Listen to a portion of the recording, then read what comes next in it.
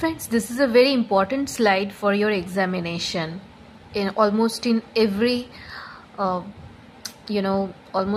examination, competitive examination, you'll get this question that what is adrenaline. Adrenaline is a fight or flight hormone.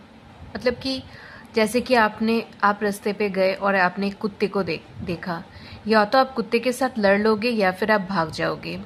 सो वो जो एक condition होता है, जो हमारा स्टेट ऑफ माइंड होता है, that is due to adrenaline. एक कुत्ता आपके पीछे भाग रहा है, आप जान बचा के वहाँ से दौड़ोगे या तो उसके साथ लड़ लोगे. So that is called fight or flight hormone.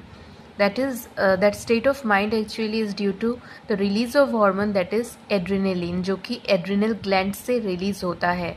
और एड्रिनल ग्लैंड आप हमेशा याद रखिए कि ये किडनी के ऊपर रहता है. किडनी को हम रेनल कहते हैं, और क्योंकि ये रेनल के ऊपर रहता है इसलिए हम इसे एड्रिनल कहते हैं. So it is adrenal gland releasing adrenaline hormone और epinephrine hormone. Another hormone is noradrenaline or norepinephrine hormone. It is also called as surgical hormone. And another hormone, that is oxytocin, which is a love hormone.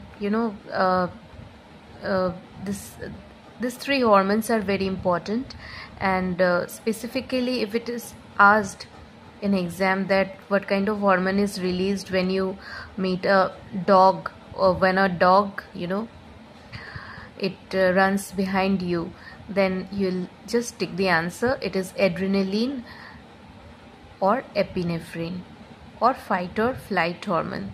These three options could be there. ये 3 option रह सकता है, या तो adrenaline, या फिर epinephrine, या फिर फाइट और फ्लाइट हार्मोन. तो तीनों का मतलब दोस्तों एक ही है.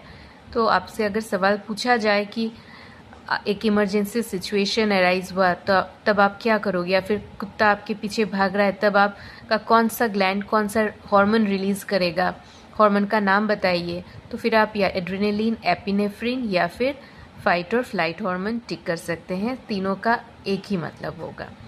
थैंक यू दोस्तों.